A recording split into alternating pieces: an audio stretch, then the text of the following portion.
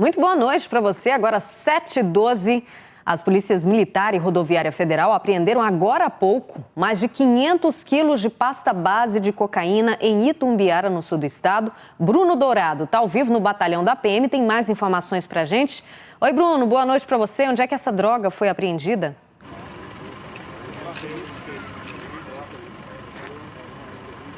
Oi, Rosane, boa noite para você, para todo mundo que está acompanhando a gente no J2 de hoje. Eu falei agora há pouco com o Major Igor Clay, da Polícia Militar. Ele disse que toda essa droga foi apreendida no cruzamento da BR-153 com a 452 aqui em Itumbiara. Esse trabalho foi feito em parceria com a Polícia Rodoviária Federal. A Polícia Militar estima mais de 500 quilos de pasta base de cocaína. E segundo a PM, essa pode ser a maior apreensão da história de Goiás. Os policiais estão organizando tudo ainda para fazer a pesagem e ter o número certo, mas a estimativa é essa, mais de 500 quilos de pasta base. A carreta está apreendida aqui no 5º Batalhão da Polícia Militar em Itumbiara. Os policiais estão olhando ainda para ver se há alguma droga escondida na carreta. Na abordagem, o motorista confessou que estava a serviço do crime. Ele foi preso em flagrante e levado para a delegacia da Polícia Civil. Inclusive, Rosane, agora há pouco, o governador do estado, Ronaldo Caiado, esteve aqui para acompanhar a apreensão dessa droga, que pode ser, segundo a Polícia Militar, a maior apreensão de pasta base de cocaína aqui no estado de Goiás. Rosane, volto com você. Obrigada, Bruno, pelas informações. Gente, um vídeo que está circulando nas redes sociais mostra um momento em que um homem agride uma adolescente usando uma arma. O caso foi lá em Padre Bernardo. Vamos conversar então com a Daiane Jardim ao vivo, que tem mais informações pra gente. Ô Daiane, explica pra gente por que esse homem agiu assim com tanta violência. Boa noite pra você. E Rosane, boa noite para você, boa noite a todos. De acordo com esse homem, o motivo foi raiva. Esse fato aconteceu há 2 meses, mas só agora o vídeo vazou na internet. Eu já vou pedir para a gente rodar as imagens enquanto eu conto a história, para o pessoal entender melhor. Um homem que aparece de blusa preta nesse vídeo com uma arma na mão agredindo um adolescente de camiseta branca é Hamilton Monteiro. Ele é servidor da Prefeitura de Padre Bernardo, mas estava cedido para o Estado desde 2011 e atuava como policial penal no presídio de Padre Bernardo. Ele agrediu o adolescente no momento em que foi tirar satisfação com o rapaz. Ele nos contou que perdeu o controle e agrediu o jovem por raiva, porque, de acordo com ele, dias antes, esse rapaz e uma turma de amigos teria se envolvido numa briga com o filho dele, que também está no vídeo. O filho dele é um rapaz que está de camiseta azul do lado dele. Esse caso foi registrado na Polícia Civil porque ele deu coronhadas nesse adolescente, bateu no rosto, deu um chute na bunda e ainda agrediu o rapaz com a porta do carro. Ele disse que perdeu o controle e ficou com muita raiva na hora que ele foi tirar satisfação com esse rapaz. Esse caso foi registrado na Polícia Civil, já foi remetido para a Justiça, que chegou a marcar uma audiência, mas em razão da pandemia, essa audiência foi remarcada para uma data futura. Mas esse vídeo causou estranheza na população porque o garoto é menor de idade e o agente é um funcionário público, Rosane. Que situação, hein, Daiane? Olha, vamos às respostas, então? O Hamilton José Monteiro diz por telefone que está arrependido pelo que aconteceu, que não era essa a atitude que ele tinha que ter tomado e reconhece que exagerou.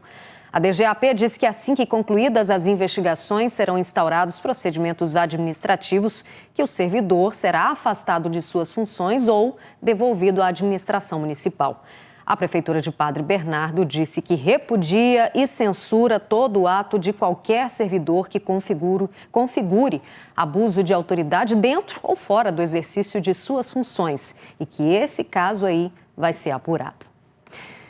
No trecho urbano da BR-060 em Rio Verde, no sudoeste do estado, em 3 horas de fiscalização, a PRF flagrou diversas irregularidades e aplicou mais de 100 multas. Isso foi só no primeiro dia da Operação Duas Rodas. A Operação Duas Rodas da Polícia Rodoviária Federal é realizada nacionalmente durante o Maio Amarelo. Nesta semana, a fiscalização chegou a Rio Verde, no sudoeste do estado, para reduzir o número de acidentes e, principalmente, o número de mortes nas rodovias federais.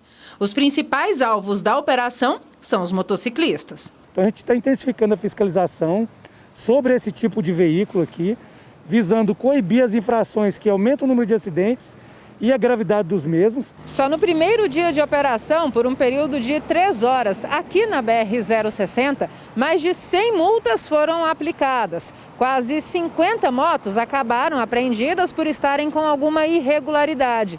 E 25 motociclistas foram flagrados pilotando sem habilitação. E um foragido da Justiça de Pernambuco acabou preso durante a operação aqui em Rio Verde. Ele é suspeito de matar uma criança de 2 anos. Além disso, os policiais flagraram também diversas irregularidades no perímetro urbano da rodovia. Transitando sobre o canteiro central para fazer a travessia da rodovia no local proibido, que todos sabem que é uma infração gravíssima, de 7 pontos na carteira, R$ 880.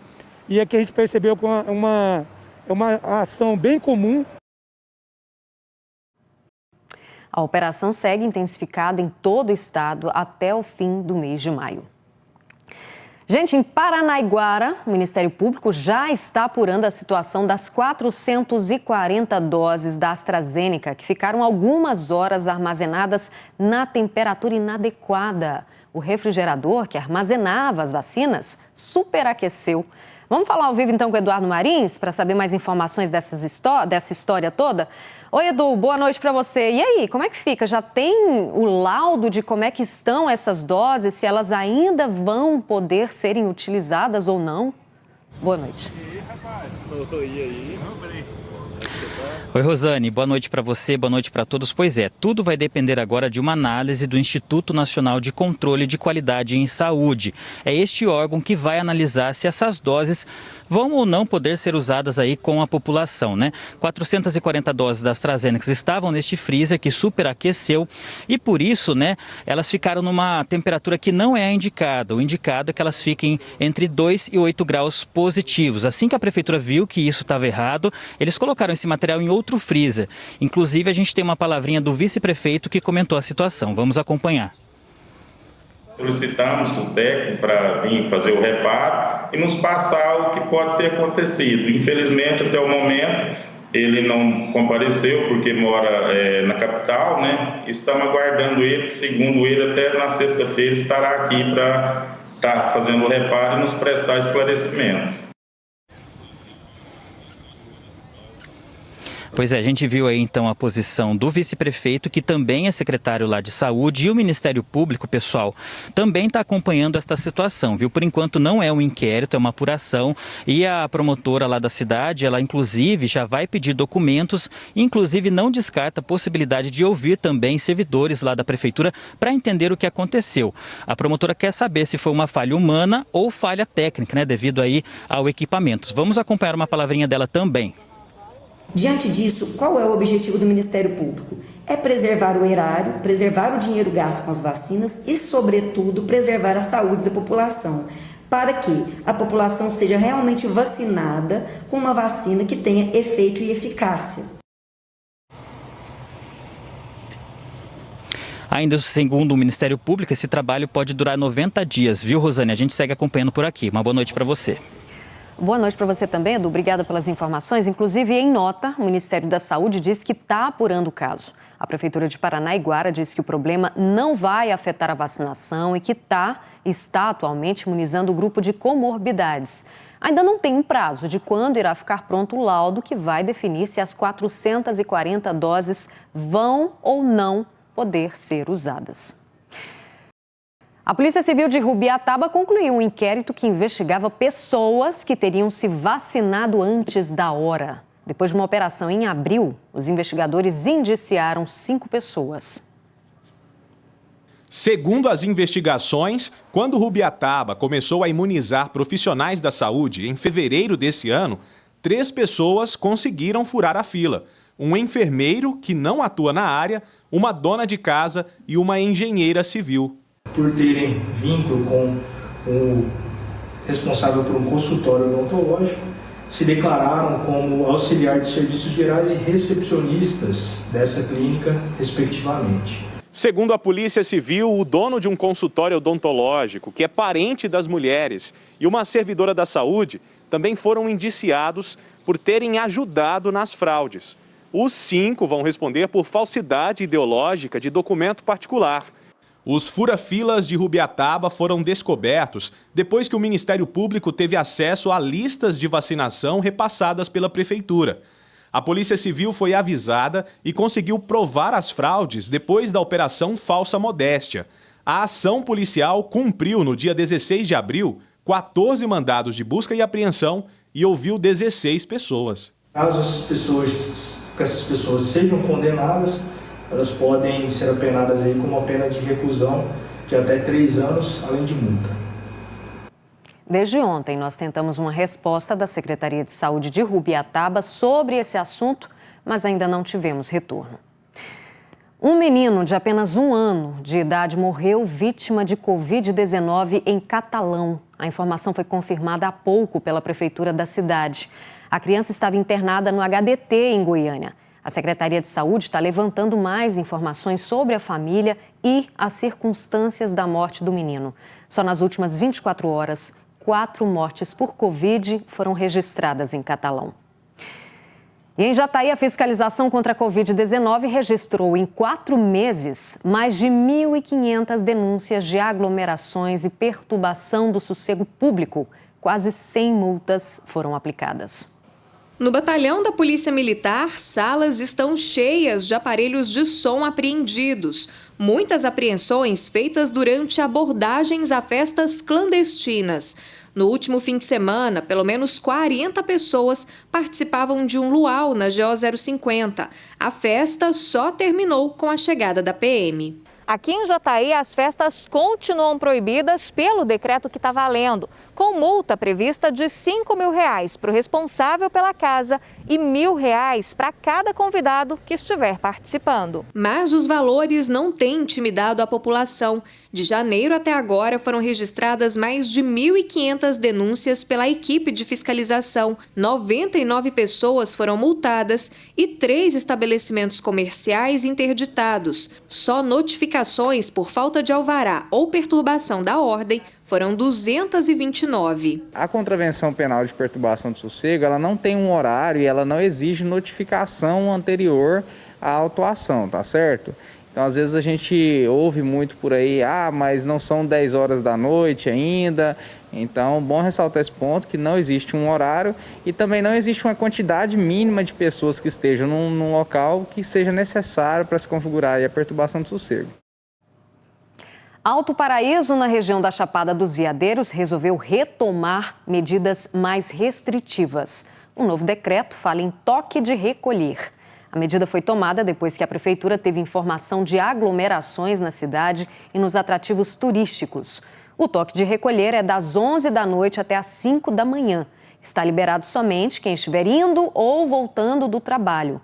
Essa medida já está valendo desde essa última terça-feira. Fica proibido o consumo de bebida alcoólica em praças públicas. Bares, restaurantes e lanchonetes podem funcionar das 6 da manhã até às 11 da noite com 50% da capacidade. Atrativos turísticos podem receber 50% da capacidade. Hotéis e pousadas, 65% da capacidade. A multa para quem descumprir é de R$ 500 e interdição no caso dos comércios. Agora olha essa, gente, um trabalhador rural encontrou um artefato, uma bomba. Imagina, enquanto arava um terreno na zona rural de Ceres. Já pensou? Que susto, hein, Bruno Mendes? Conta essa história pra gente. Boa noite pra você.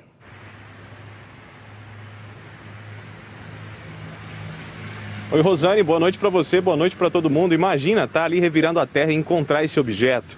O idoso de 65 anos não fazia ideia do que se tratava e fez o que ninguém recomenda. Colocou na garupa da moto e levou para a cidade. Ele foi orientado a deixar esse artefato aí no quartel da PM. A PM no início também não sabia do que se tratava e contou com o auxílio do esquadrão antibombas para fazer a destruição desse artefato num campo aberto em Ceres. Claro, ficamos curiosos, fomos atrás de respostas. Aí a FAB explicou pra gente que esse é um artefato para treinamento de pilotos. É conhecido como bomba de exercício. O mais importante, não tem carga explosiva, não tem risco de explodir, só é usada mesmo em treinos. A FAB só não soube explicar, Rosane, por que esse artefato, essa bomba de treinos, foi parar ali na fazenda, já que geralmente ela só é usada em campos, né, que já são preparados para esses exercícios dos pilotos. Mas sempre reforçar, né, se não saber do que se trata, o melhor é chamar a polícia. Ah, com certeza. Fica aí o mistério, né, gente? Lembrando que foi assim que começou aquela confusão do Césio 137. Deixa paradinho lá, não mexe não, melhor. Obrigada, Bruno, pelas informações. 7h29, já estamos de volta. Olha, nós mostramos no início da semana que 3 pessoas procuraram a delegacia de Rio Verde alegando terem caído no golpe do Pix, onde criminosos invadem contas bancárias e fazem um limpa na conta da vítima. Hoje, mais uma vítima procurou a delegacia para denunciar o golpe. O Márcio é produtor rural. Ele esperou o melhor momento para vender parte de uma área que fica perto de Rio Verde. E o dinheiro, R$15 mil, ele conta que usaria para investimento em sementes. A senhora que comprou de nós ficou de fazer a transferência do dinheiro na segunda-feira. Porque por ser uma quantidade alta, ela só podia ser feita na caixa, direto do banco. O valor foi depositado na conta do homem, certinho. Mas no outro dia, ele recebeu no celular uma mensagem informando que um Pix tinha sido realizado com sucesso. A vítima perdeu tudo. Durante o período que o dinheiro ficou na conta, o Márcio diz que não fez nenhuma transferência, não realizou nenhum comando no celular e também não recebeu nenhuma ligação.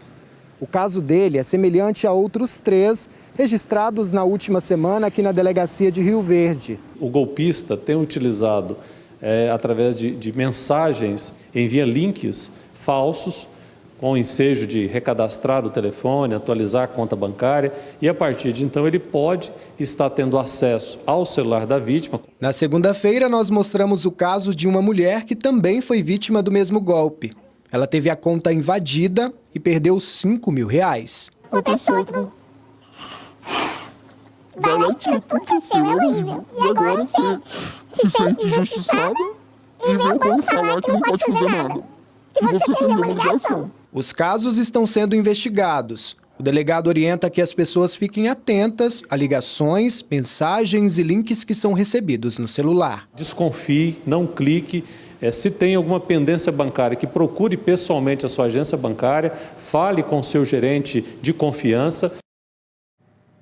Em outras palavras, desconfie até da sua sombra. Tem muita gente desonesta no mundo. Olha, a Caixa Econômica Federal disse em nota que pedidos de contestação podem ser feitos em qualquer agência do banco. A Caixa informou que não pede dados de acesso por ligação e que, caso o cliente desconfie de alguma ação, pode ligar, na verdade deve ligar para o Serviço de Atendimento ao Consumidor, que é esse número que aparece aqui, ó, 0800 726 0101. Essa mudança no tempo agrada muita gente, né? São os ventinhos de inverno chegando, pessoal. Só tem um problema. Com o friozinho, tá vindo também a baixa umidade do ar. Já tem cidades sentindo o clima esfriar. Em Jataí, a temperatura chegou a 13 graus durante a manhã. Em Pires do Rio, fez mais frio ainda. A cidade amanheceu fazendo 10 graus. Os moradores registraram a névoa que se formou. Não dava para ver quase nada. Mas a mudança não é só na temperatura. Essa é aquela época do ano que faz um friozinho pela manhã, mas ao longo do dia a temperatura vai subindo. Mas esse também é o período de tempo seco, onde a umidade do ar fica muito baixa. Já estamos aí com umidade relativa do ar em estado de atenção. Para a região sudoeste do estado de Goiás, os níveis de umidade relativa no período da tarde estão variando entre 25% a 30%. Mas durante essa semana, a umidade relativa do ar pode sim chegar a 21% até sexta-feira. A principal orientação dos especialistas é se hidratar bastante durante esse período. A Ellen dá o exemplo toda vez que vai passear com a filha. A garrafinha com água está sempre na mochila. Se cuidar mais, né? Se hidratar bastante para não deixar a garganta seca. Então é muito importante.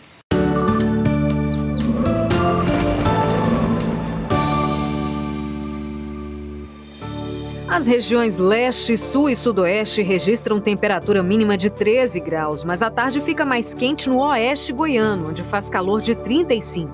Em Jataí e Itumbiara, a umidade do ar chega a 25%. Em Goiandira, onde os termômetros registram máxima de 29 graus, a umidade do ar fica em 26%. E Cabeceiras, que amanhece aos 15 graus, também registra baixa umidade, chegando a 28% no meio do dia. Faltam 12 dias para o fim da campanha contra a febre aftosa e os números preocupam, viu? Menos de 50% dos produtores imunizaram o rebanho. Já passava do meio-dia e nesta loja em Catalão, a procura pelas vacinas da febre aftosa e da raiva estava abaixo do esperado. Depois de vender bastante no início da campanha, agora o produtor rural deu uma sumida. Essa campanha está diferente. No começo da campanha, o movimento foi muito grande, né? Até o dia a segunda semana da campanha, né? Então essa semana está mais devagar, mas já vendemos bastante vacina, tá? Porque o pessoal está bem consciente na questão de vacinar o gado, né?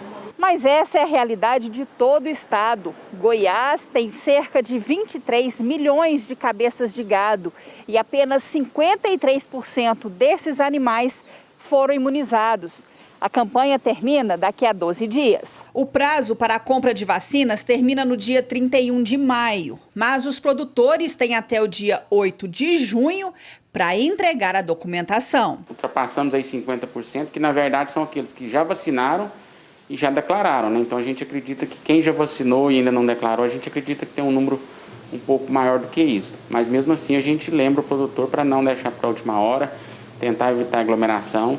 Lembrar que somente aqueles produtores com menos de 100 cabeças vão fazer essa entrega de forma presencial, os demais de forma online, mas a Agrodefesa está à disposição por e-mail, WhatsApp, telefone para tirar qualquer dúvida e prestar auxílio a esses produtores. Nesta outra loja de produtos agropecuários, o estoque foi reforçado e deve ser o suficiente para atender o pessoal que deixar para a última hora.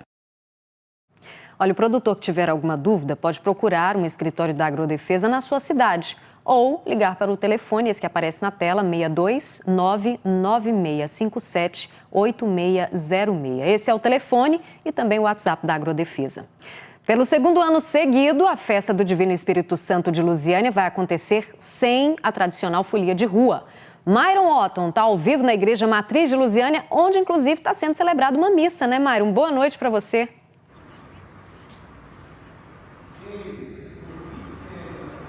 Boa noite, Rosane. Boa noite para quem está nos assistindo. Olha, essa missa faz parte da festa do Divino Espírito Santo, que é tão tradicional por aqui. Esse ano voltou a acontecer de forma presencial, só com algumas alterações. Então as missas das 7 da manhã e das 7 da noite, agora elas são assim, com no máximo 30% de ocupação. Antes da pessoa entrar, ela tem que passar álcool em gel, também tem que medir a temperatura dela. E as missas, elas vão até o próximo domingo, desculpe. Já na parte da confraternização, da parte social, onde são vendidos os doces, os salgados e o famoso pão de queijo frito, que é uma delícia, Rosane, eu experimentei ontem, recomendo para todo mundo, é em sistema drive-thru, tá bom? A pessoa compra aqui e vai comer em casa.